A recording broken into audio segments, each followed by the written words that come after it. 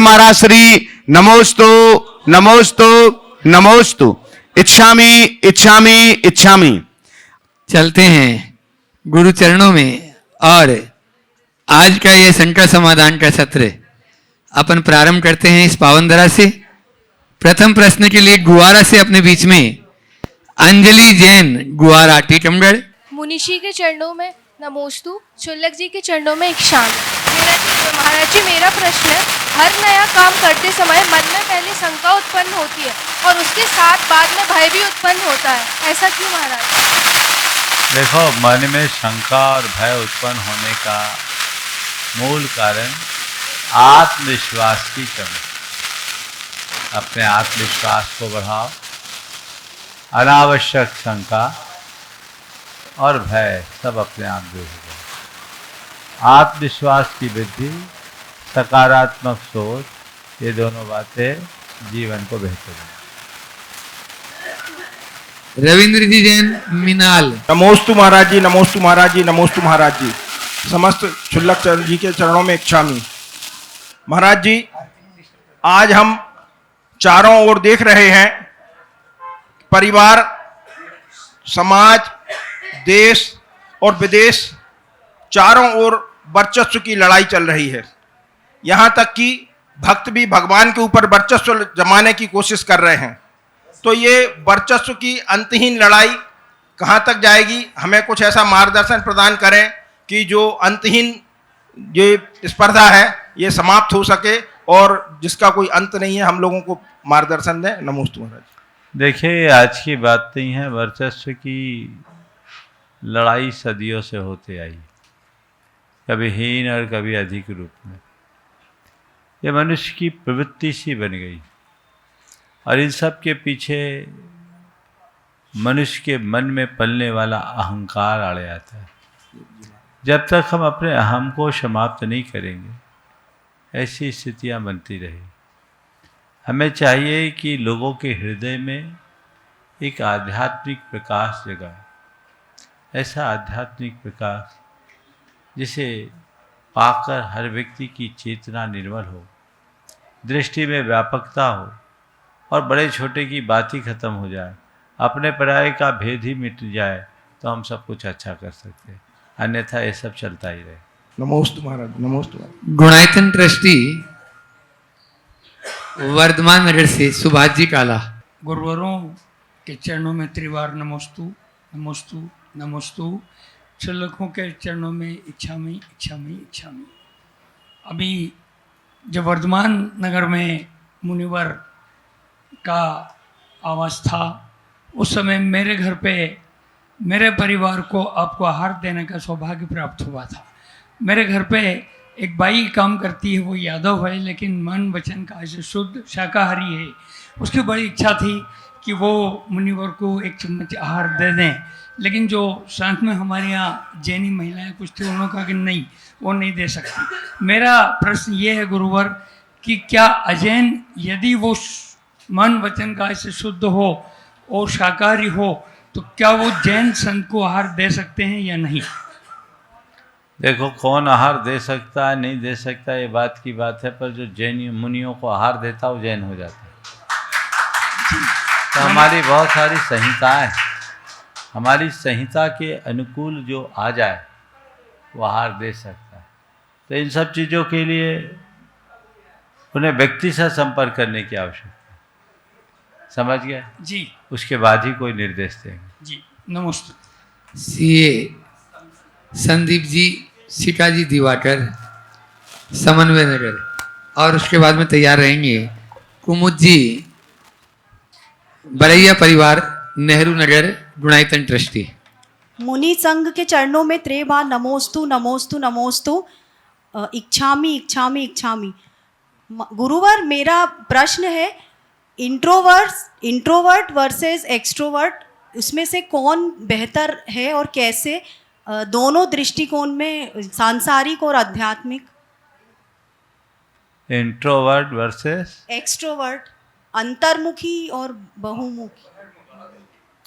देखिए, अंतर्मुखता और बहिर्मुखता दोनों की अपनी अपनी जगह उपयोगिता है। अपने आप से केंद्रीकरण करने के लिए व्यक्ति को अंतर्मुखी होना चाहिए और अपने व्यवहार को बनाए रखने के लिए बहिर्मुखी भी होना चाहिए। लेकिन बहिर्मुखता में भी विनम्रता होनी चाहिए। बहिर्मुखता दो तरह की होती है, एक लोगों से संपर्क बनाकर आत्मीयतापूर्ण प्रयोजनी व्यवहार करना और दूसरा मृग मरीचिका की अंधी दौड़ में दौड़ते जाना। वो बहिर्मुखता मनुष्य को बर्बाद करती है, जिसमें वह 5 इंद्रियों के विषयों की लालसा में उलझ करके रह जाता है। धन दौलत और भोग विलास ही उसका साध्य बन जाता है, वो किसी काम का नहीं। वो बहिर्मुखता उपयोगी है जिसे व्यक्ति प्रेम, आत्मीयता, विनम्रता और शालीनता के साथ मधुर व्यवहार पूर्वक जीता है। लेकिन ये तय है, जब भी हम बाहर रहेंगे परमुखापेक्षी होंगे और वो कहीं न कहीं हमें परेशान करें।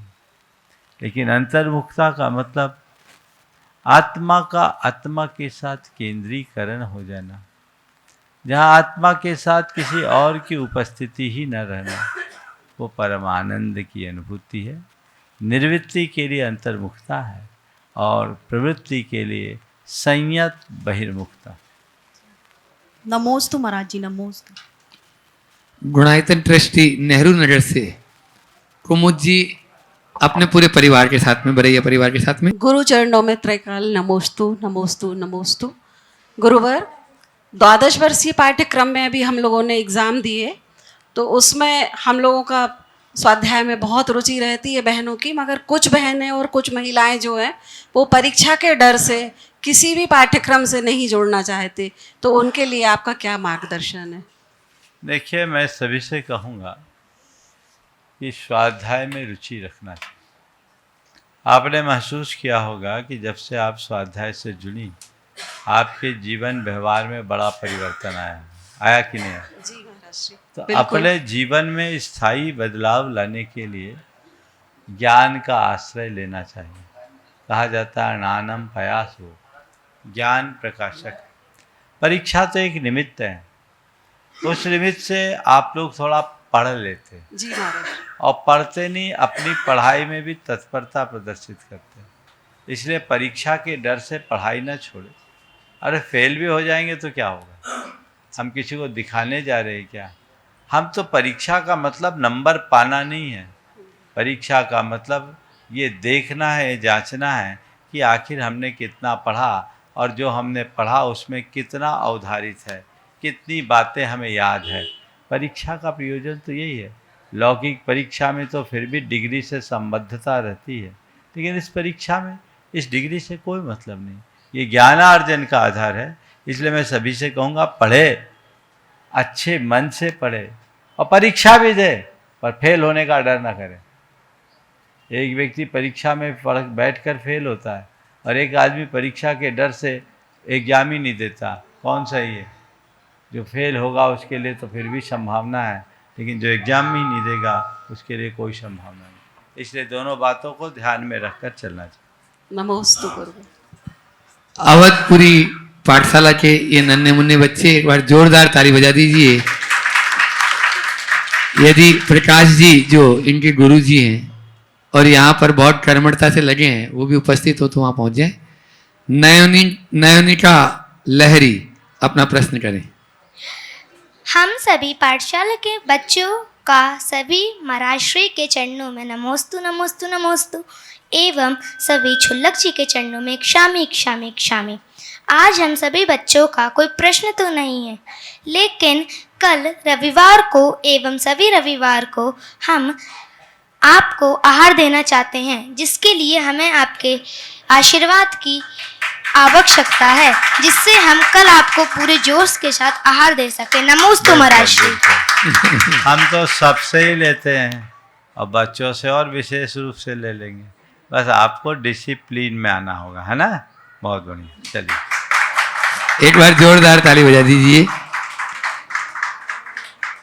और अपने बीच में कोलकाता से गुणायतन ट्रस्टी, और जैसा कि अभी भैया जी ने बताया कि जिनका कला और गला हमेशा आप लोग सुनते रहते हैं, ऐसे मुन्ना जी पहाड़िया आज अपने बीच में उपस्थित हैं।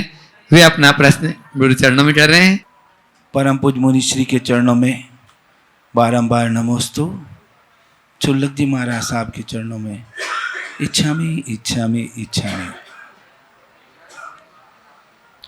पवित्र मन रखो, पवित्र तन रखो, पवित्रता मनुष्यता की शान है।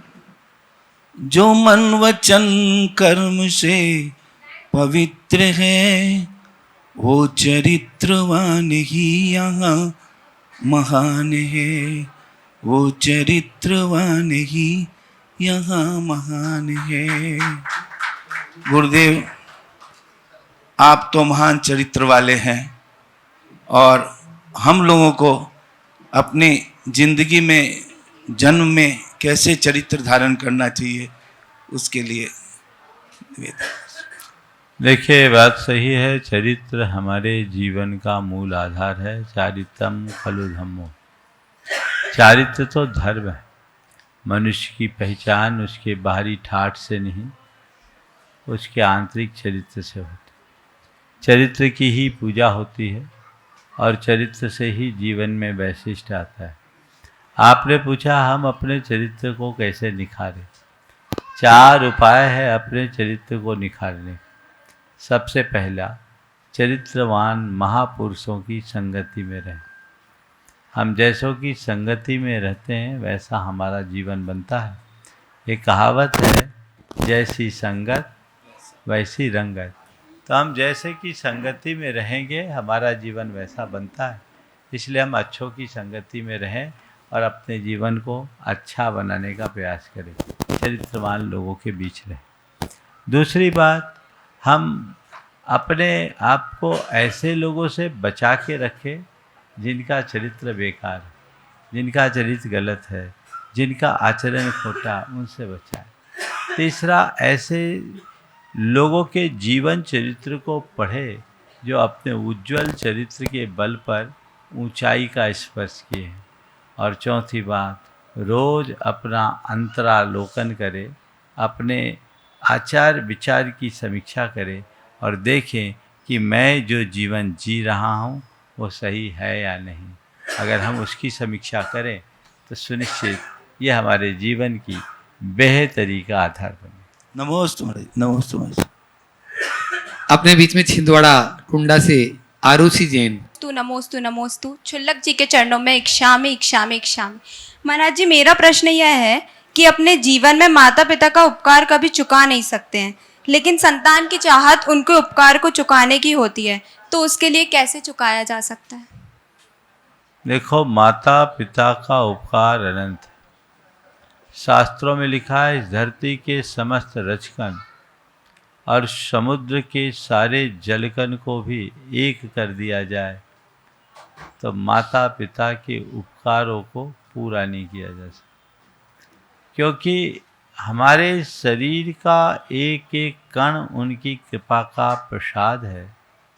और आज हमारे जीवन में जो कुछ भी है वह सब उनके बदौलत है।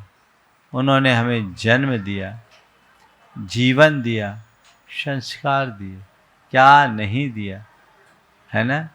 लोगों को सोचना चाहिए कि यदि हमारी माता पिता ने हमें जन्म देने के पहले ही पेट से परलोक पहुंचा दिया होता तो क्या होता। जन्म देने के बाद म्यूनिसिपैलिटी के जिम्मे छोड़ दिया होता तो हमारा क्या होता। जन्म देने के बाद अगर झाड़ झंखाड़ों में छोड़ दिया होता तो हमारा क्या होता। अनाथ आश्रमों में पढ़ रहे होते और क्या होता। हमें ठीक तरीके से परवरिश न किया होता, पढ़ाया लिखाया नहीं होता तो क्या होता। लुच्चे लफंगे आवारा अपराधी की तरह घूमते रहते और क्या होता। इतना बड़ा उपकार है उन्हें कि उन्होंने हमें जन्म दिया, जीवन दिया, संस्कार दिया। सच्चे अर्थों में देखा जाए तो आज हम जो कुछ भी हैं अपने माता पिता के बदौलत ही हैं, ये एहसास होना चाहिए। कई लोगों को अपने माता पिता के व्यवहार से बड़ा असंतोष रहता है। उनको लगता है कि हमारे माता पिता ने हमारे साथ क्या दिया, उनने हमारे साथ न्याय नहीं किया। एक माँ बाप की अनेक संतान होती हैं तो उनको भी ऐसा लगता है कि एक के साथ अच्छा और एक के साथ बुरा, ये भेदभाव है। मैं उन सब से कहना चाहता हूँ, थोड़ा अपने अतीत को याद करो। तुम्हें आज लगता है मेरे माँ बाप का मेरे प्रति अच्छा व्यवहार नहीं है। जब तुम पैदा हुए थे तो तुम्हारा क्या व्यवहार था? कितनी बार माँ बाप की गोद गीली की, कितनी बार उनके बिस्तर गीले किए। विचार किया है कभी? बचपन में गोद गीली की, बिस्तर गीली की, आज आंखें गीली करते समय काश तुम्हें समझ होती तो ये स्थिति नहीं होती।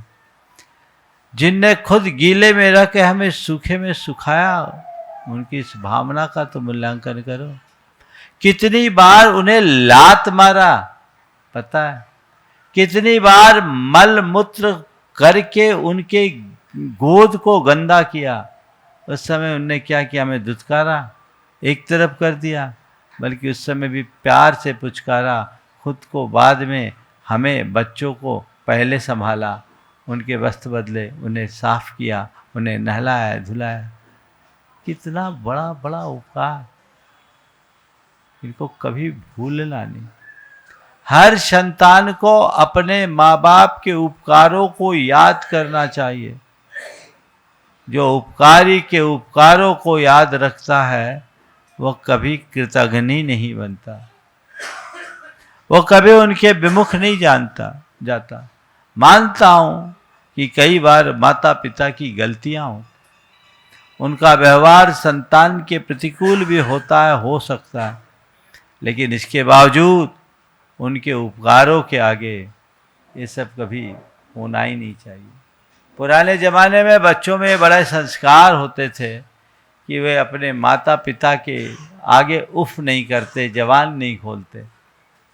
मुझे तो याद है, मैंने कभी जवान नहीं खोला, हिम्मत ही नहीं होती थी। आज का समय तो ऐसा आ गया कि माँ बाप को की जवान बंद कर देते बच्चे।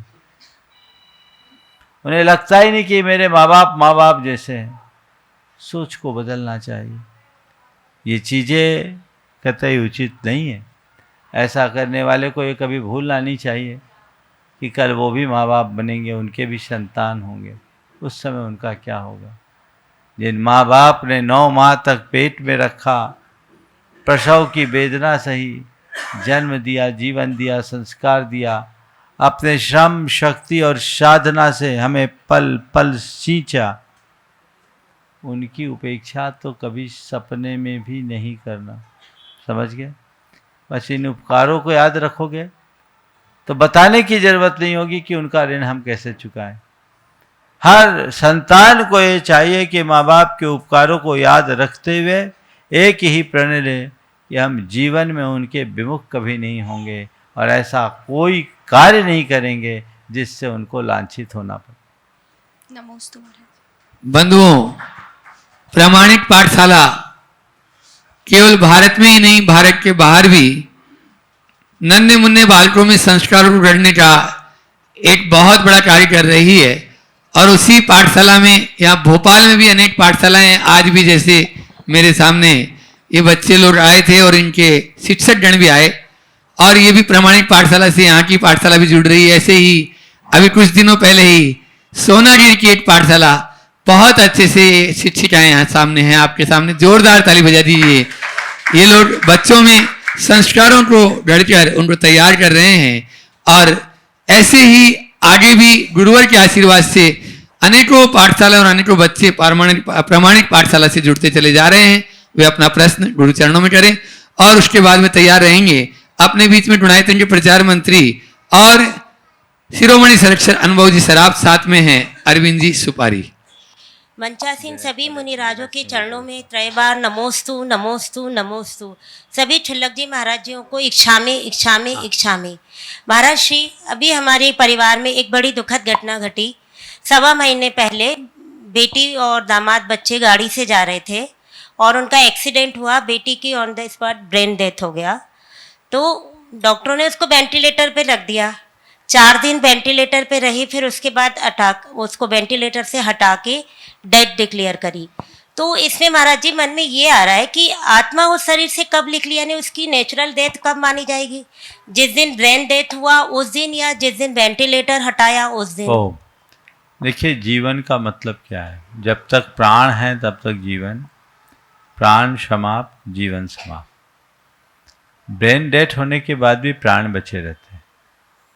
कई बार ऐसा होता है, जैसे कोमा में चले जाते हैं, शरीर का स्पंदन चलता रहता है। तो अगर प्राण है तो उन्हें हमें जीवित मानना चाहिए।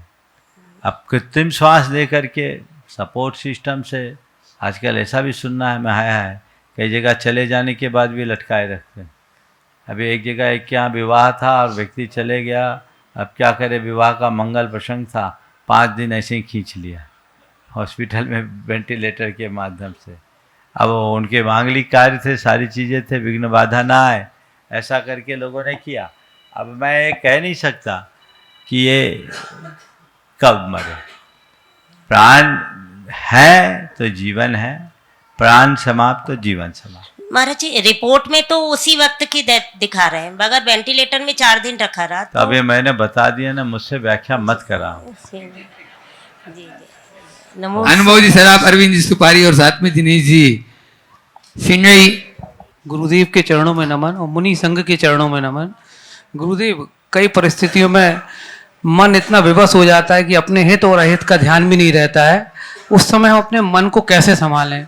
ये गुरुजी बड़ी आपसे इस बात की एक कल्पना गुरुजी अच्छा बताएं। सवाल है। अपने हिताहित का विवेक व्यक्ति को होता है, और ऐसा तभी होता है जब व्यक्ति मन की सुनता है, आत्मा की नहीं सुनता। मन का स्वभाव हमेशा उल्टा है, वह केवल खुशी जो उसके अनुकूल होता है, जो उसकी कल्पनाओं में होता है, मन उसे स्वीकार करता है, और जो उससे बाहर होता है मन उसे नकार देता है। तो उस नकारता की स्थिति में कहीं हित नहीं होता। खुशी, मन खुशी देखता है, आत्मा हित देखता है। खुशी अल्पकालिक होती है, हित दीर्घकालिक होती है। एक विवेकी व्यक्ति अपने दीर्घकालिक हित के लिए अल्पकालिक खुशी का त्याग कर देता है, लेकिन अविवेकी व्यक्ति अल्पकालिक खुशी के पीछे दीर्घकालिक हित को खो देता है। व्यक्ति को सोच समझ कर निर्णय लेना चाहिए, और हमेशा आग्रह, आवेग और आवेश की, उत्तेजना की स्थिति में कोई निर्णय नहीं लेना चाहिए। आग्रह, आवेश और उत्तेजना की स्थिति में लिए गए निर्णय गलत होते हैं, उसमें विवेक काम नहीं करता। इसलिए अपने यहाँ एक कहावत है, ठंडे दिमाग से सोचो। क्या? ठंडे दिमाग से सोचो। दिमाग को ठंडा करो, मतलब चीज़ों को टालो। जिस समय अंदर से वेग आ रहा है, उस समय आप कहीं सही निर्णय ले नहीं पाएंगे। इसलिए विवेक का प्रयोग करना चाहिए, हिताहित की बात को ध्यान में रखना चाहिए, केवल अपनी खुशियों को महत्व नहीं देना। और हाँ, अरविंद जी सुपारी। हाँ, जल्दी से। सभी महाराजों के चरणों में नमोस्तु। शुल्लक जी महाराज जी के चरणों में इच्छामी। महाराज श्री, हम लोग सामाजिक क्षेत्र में कार्य करते हैं, कई बार ऐसे प्रसंग हमारे सामने आते हैं, क्योंकि छोटे छोटे शहरों में माँ बाप अपने बच्चों को, क्योंकि उच्च शिक्षा ग्रहण कराना है, बाहर भी जाना पड़ता है, बच्चों को भी बच्चियों को भी। कभी कभी ऐसी स्थितियाँ आती हैं कि बच्चों से कभी कुछ कदम डगमगा जाते हैं, लेकिन वो अपनी गलती को भी रियलाइज़ कर लेते हैं। माँ बाप उस समय अपने बच्चों के प्रति क्या व्यवहार रखें, और उन बच्चों का भी क्या, जब उनको समझ में आ जाए कि अगर मेरे से कोई गलती हो गई है, वो अगर वो उसको सुधारना चाहता है, तो उसको भी अपने माँ बाप के प्रति कैसा व्यवहार रखना चाहिए, और माँ बाप को उस बच्चे के प्रति क्या व्यवहार रखना चाहिए? देखिए, सबसे पहली बात तो ये है कि माँ बाप को बच्चों पर भरोसा रखना चाहिए, और बच्चों को अपना भरोसा कायम करना चाहिए, उसे खंडित नहीं करना चाहिए। आजकल दोनों तरफ से गड़बड़ होता है, माँ बाप का भरोसा कम रहता है और जो भरोसा करते हैं बच्चे उसे खंडित कर देते हैं। और जो इस तरह के अनुभव होते हैं, ऐसे कटु अनुभव के कारण माँ बाप को बहुत तकलीफ होती है। और उस समय और तकलीफ हो जाती है जब माँ बाप का भरोसा खंडित होता है। आज के समय में बच्चे बाहर आते हैं, लेकिन इस उम्र में प्रायः भटक जाते हैं। बहुत सारे बच्चे और बच्चियों की कहानी मैं जानता हूँ, कईयों ने तो मुझसे व्यक्ति से आकर के प्रायश्चित भी लिया है कि वे ऐसे समय के बहाव में भटकते हैं कि पूछो मत। तो ये चीज़ें ठीक नहीं है, उन्हें अपनी मर्यादा का स्मरण रखना चाहिए और मर्यादा को कभी भी खंडित नहीं करना चाहिए। देखो, जो मर्यादा के प्रति दिल रहते हैं वो कैसे रहते हैं।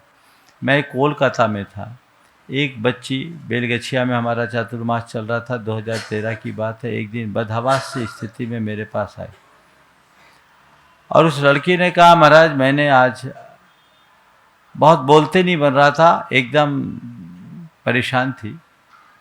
और उसने जैसे तैसे अपने संभाल कर बोला, महाराज जी मैंने आज आपका और चाचा का भरोसा तोड़ दिया, मुझे बहुत दुख है। बोले क्या हो गया?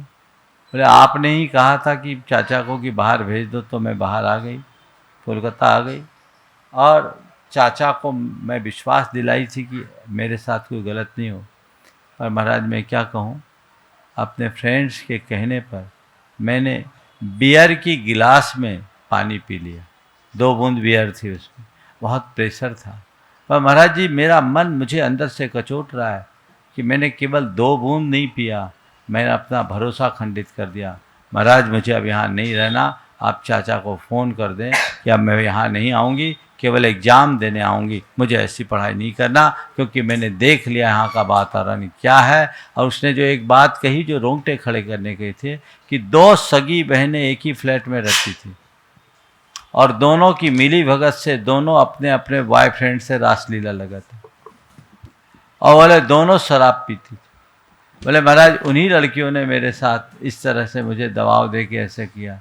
मुझे लगता है कि बच्चे माँ बाप को आशा बंधा कर आते हैं और यहाँ आकर के सब भूल जाते हैं। माँ बाप तो सोच रहे दोनों सगी बहनें एक फ्लैट में रह रही है, लेकिन मैं जानती हूँ कि क्या हो रहा है। वो लड़की आ गई, आज सुरक्षित है, उसके संस्कार थे, मजबूत थे, तो आ गई। तो मैं सबसे कहता हूँ हमें एक बात ध्यान रखना चाहिए, छिद्रेषु अनर्था बहुली भवन्ति, एक छोटा सा छेद महान अनर्थों का कारण बनता है। हाँ। अभी संकट समाधान का शेष सत्र और आप सुनेंगे, लेकिन कुछ विशेष है, वह विशेष क्या है अशोक भैया जी? बंधु आप सभी के लिए जैसे कि विदित है, पूज्य महाराज श्री भोपाल में ही विराजित हैं और पूज्य मुनिवर श्री विमल सागर जी महाराज भी सत्संग भोपाल में विराजित हैं।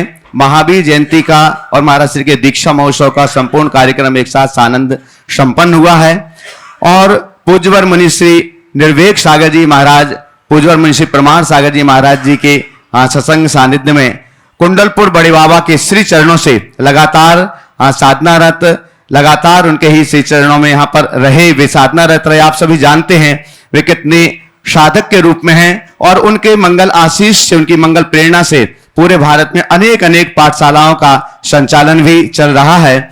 और जो लोग भी उनसे जुड़े हुए हैं, जो भी आहार देने जाते होंगे, तो वे नियमता उनके लिए स्मरण में रखते हैं कि महाराज श्री हमेशा आपकी एक बुराई का त्याग करवाते हैं और वो कौन सी है?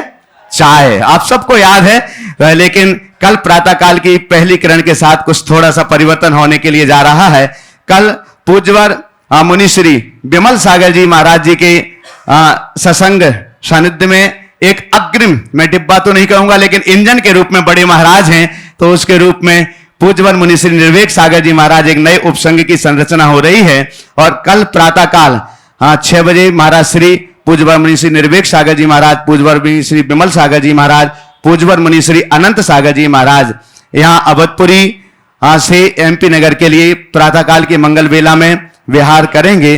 तो मैं पहले पूज्यवर मुनि श्री निर्वेक सागर जी महाराज जी के पावन श्री चरणों में प्रार्थना कर रहा हूं कि आपका प्रश्न तो रहता ही है, वो आपके लिए नहीं है, सबके उपकार के लिए है, लेकिन आज पूज्यवर के श्री चरणों के लिए और हम सबके लिए भी आपकी भावनाएं प्रेषित हों। पूज्यवर मुनि श्री निर्भीक सागर जी महाराज जी के पावन श्री चरणों में नमोस्तु पूर्वक प्रार्थना।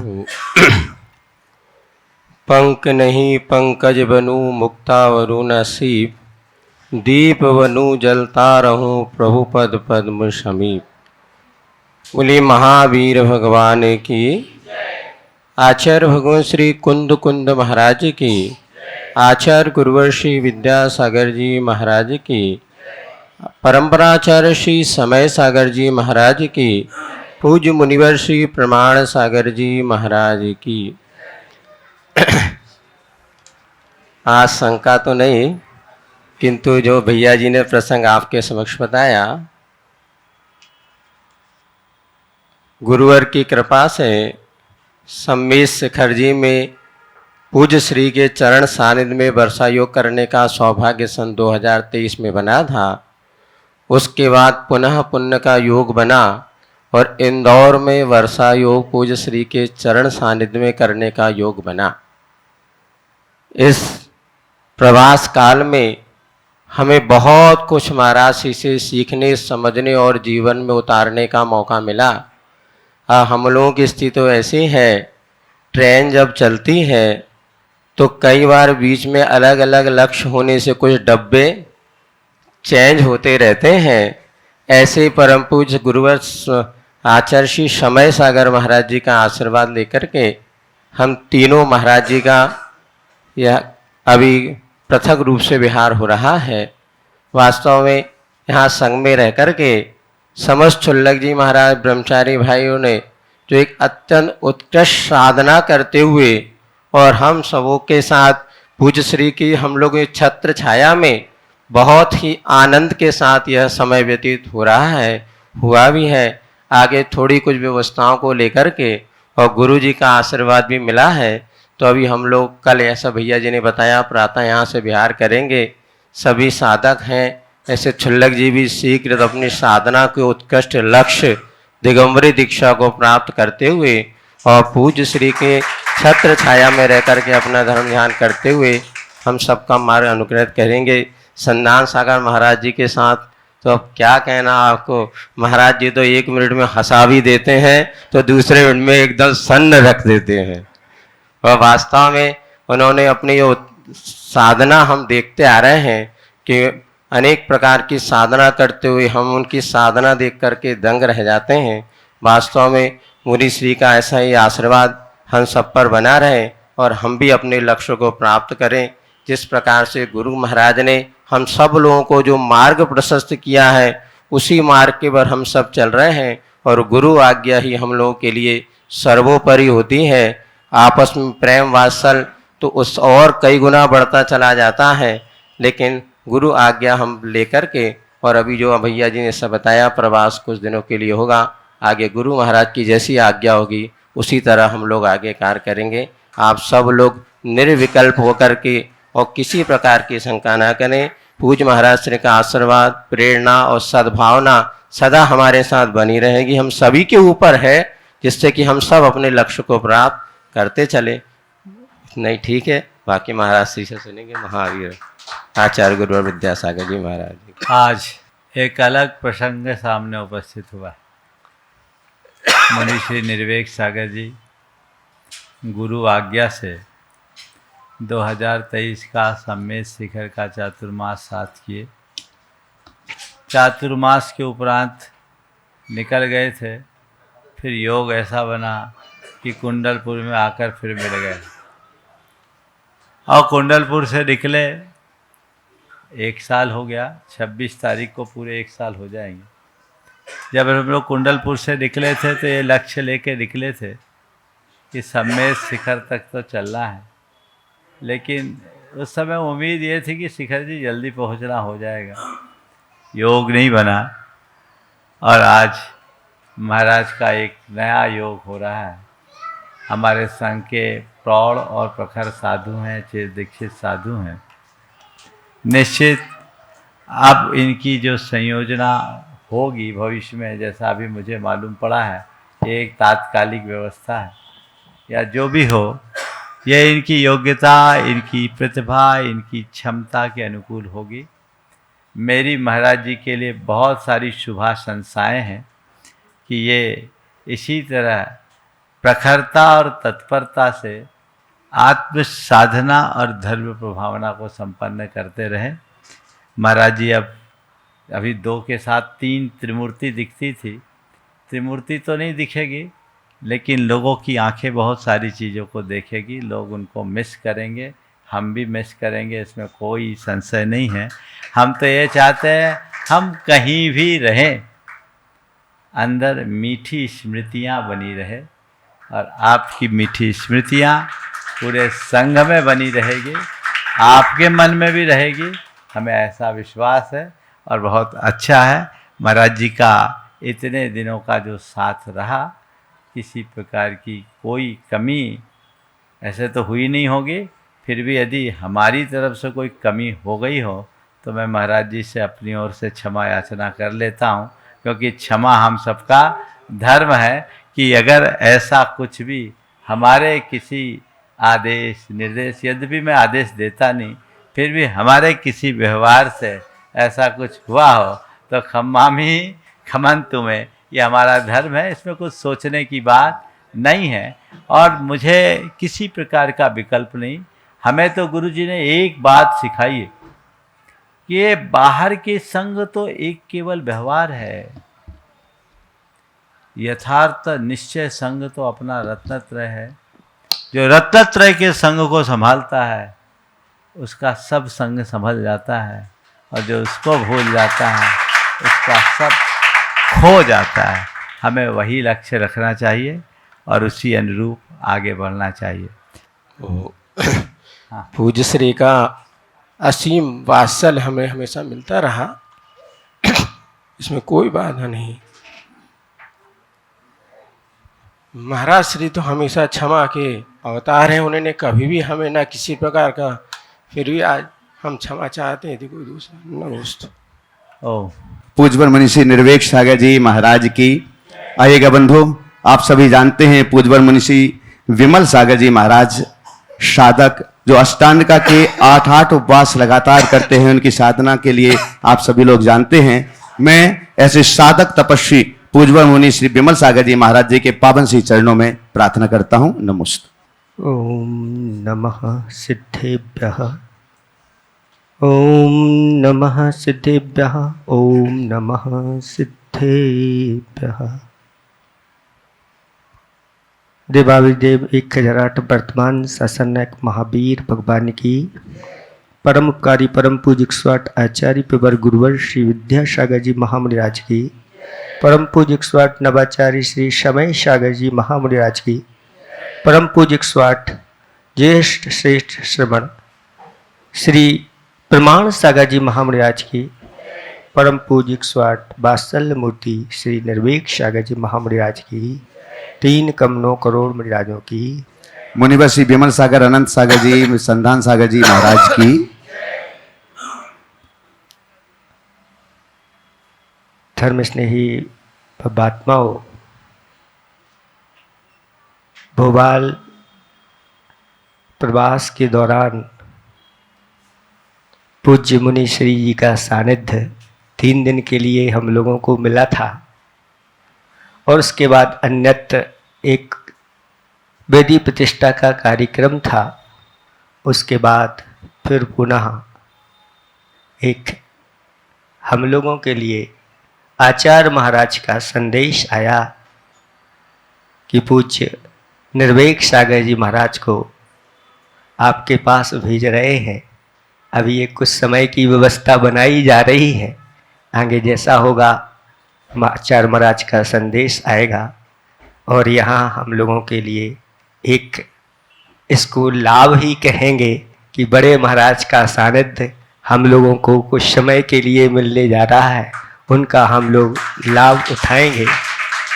और ये स्थान भी पहले जब 2022 में हम लोगों का चातुर्मास हुआ था और पूज्य बड़े महाराज के आशीर्वाद से यहाँ पर गुरुदेव का कीर्ति स्तंभ तैयार इन लोगों ने किया था और ये निवेदन करने के लिए आए थे कि महाराज आप विद्यासागर प्रबंधन संस्थान में पधारिए। वहाँ पर गुरुदेव का कीर्ति स्तंभ का लोकार्पण होना है, तब वहाँ आना हुआ था और अब फिर पुनः यहाँ द्वारा आने का अवसर हमें प्राप्त हुआ। ऐसे ही मुनिराज के चरणों में बारंबार हमारा नमोस्तु है। और हे महाराज, ऐसे ही हम बार बार आपका दर्शन करते रहें, ये सौभाग्य बार बार हमारे जीवन में आता रहे। एक प्रश्न हम अपना रखना चाहते हैं कि पर्व के दिनों में लोग बार बार पूछते हैं कि सिद्धांत ग्रंथों का अध्ययन करना चाहिए कि नहीं करना चाहिए। कुछ लोग हैं जो सिद्धांत ग्रंथ बड़े बड़े ग्रंथों का नहीं करते हैं, लेकिन कुछ जीवकांड है, गौमठ सार आदि है, ये इन ग्रंथों का अध्ययन पर्व के दिनों में भी करते हुए देखे जाते हैं। आखिर कौन से ग्रंथ हम सिद्धांत ग्रंथ में लें? और कुछ लोगों का ये कहना रहता है तत्वार सूत्र भी ये पर्वागम ग्रंथ है, इसको पर्वों के दिन में पढ़े, अध्ययन करें या नहीं करें। कुछ करते हैं, कुछ नहीं करते। वास्तविकता इसकी क्या है, आप प्रकाशित करें इन्हीं भावना के साथ। अहिंसा परमो धर्म की। महाराज जी ने जो सवाल किया कि सिद्धांत ग्रंथों का पर्व की तिथियों में अध्ययन करना चाहिए नहीं, शास्त्रों के अनुसार सिद्धांत ग्रंथों का अध्ययन पर्व के दिनों में अष्टमी, चतुर्दशी, 15 के और नंदीश्वर के दिनों में नहीं करना चाहिए। लेकिन सिद्धांत ग्रंथों की चर्चा करते हुए आचार्य शास्त्र में लिखा है, आचार्य बी नंदी ने, कि सिद्धांत वाच नेने व काल शुद्धिर मता गह मता सुधि पुराण आराधना सारा पंच संग्रहादि सुना। तो सिद्धांत के वाचना यानी जिसका गणधर से सीधा संबंध है, उसके अनुसार सठखंडागम, कसाय प्रावृत जैसे ग्रंथ को ही सिद्धांत ग्रंथ की श्रेणी में लिया गया। गौमठ सार को पंच संग्रह में लिया गया, तो गौमठ सार का अध्ययन करने में कोई बाधा नहीं है। और आचार्य वीरसेन ने तत्वार सूत्र को अध्यात्म का ग्रंथ कहा है, इसलिए उन्हें पढ़ने में भी कोई बाधा नहीं है। पूरे देश में तत्वार सूत्र का वाचन 10 लक्षण के दिनों में होता है, तो अष्टमी भी आती है, चतुर्दशी भी आती है। इसलिए तत्वार सूत्र को और गोमठ सार को इससे संबद्ध नहीं करना। बाकी ग्रंथों के अध्ययन के लिए अष्टमी और चतुर्दशी का निषेध है, उन्हें ध्यान में रख करके चलना चाहिए। चलो, अनंत सागर पूज्यवर मुनि श्री अनंत सागर जी महाराज बहुत संकोच करते हैं। बड़े महाराज जी विमल सागर जी महाराज जी के सामने भी कभी बोलने का क्रम आता तो पीछे हट जाते थे, लेकिन आज आपके ही बड़े महाराज जी ने हमें आदेश दिया था कि अनंत सागर महाराज जी से करवाना, कभी नहीं बोलते हैं, तो हम उन्हीं की आज्ञा का पालन यहाँ पर कर रहे हैं और आपके चरणों में प्रार्थना करते हैं। महाराज श्री नमोस्तु। समोषण में मिथ्या दृष्टि और अभब्ब कहाँ तक जा सकती हैं, और मारीच का जीव समोषण में कहाँ पर स्थित था, इसमें आचार्यों का क्या मत है? देखिए, समोसरण में मिथ्या दृष्टि और अभव्य जीव सप्तम भूमि भवन भूमि के भव्य कूट तक जा सकते। अष्टम भूमि में केवल सम्यक दृष्टि प्राणी जाते हैं। मारीच के भगवान के समोसरण में जाने के संदर्भ में कोई स्पष्ट बात देखने में नहीं आती, क्योंकि मारीच भगवान के समोसरण में गया है, भगवान से कोई वार्ता की है, ऐसा कोई प्रसंग मेरे पढ़ने में नहीं आया। यदि किसी को आया हो तो जरूर वो बताए। लेकिन मारीच भगवान ऋषभदेव के साथ पहले ही दीक्षित हुआ और वो भटक गया, वो मार्ग पर नहीं आया। और ऋषभसेन को जब गणधर बना दिया गया तो वो अंदर ही नहीं गया, अभिमान में अकड़ा और 363 मतों की स्थापना कर दी, ऐसा कहा जाता है। और ये चर्चा भी चर्चाओं में ही है, इसका कोई पुष्ट आधार भी देखने को नहीं मिलता। यदि कहीं है तो उसे देखना चाहिए। समय हो गया, यहीं पर विराम। बोलिए परम पूज आचार्य गुरुवर श्री विद्यासागर महाराज।